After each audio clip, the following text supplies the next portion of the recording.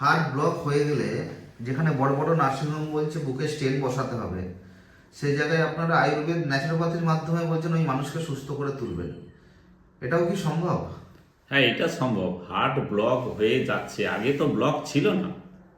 আমরা অনিয়মিত খাওয়া দাওয়া, অনিয়মিত এই যে জীবনযাত্রাতেই আমাদের হার্ট ব্লকেজ হচ্ছে।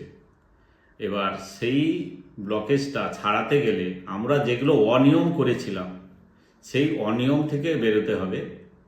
আর এই পঞ্চকর্মা থেরাপির মধ্যে যে স্টিম থেরাপি, তার মধ্যে শরীরের এক্সট্রা কোলেস্ট্রল সেটাকে আমরা বার করে দিতে পারি। যদি কোলেস্ট্রলের জন্য হচ্ছে, শিরা বসে যাচ্ছে, নাক বসে যাচ্ছে, ভ্যান বসে যাচ্ছে, সেটাকে আমরা আবার নতুন করে ওই সচল করতে পারি, যার জন্য ব্লকেজ খুলে যায় এবং স্বাভাবিক জীবনযাপন করতে পারে। আমাদের এই সেন্টার চলার পরে আমাদের প্রথম পেশেন্ট ছিলেন হার্টের পেশেন্ট, এক মহিলা, 32 বছর বয়স মাত্র।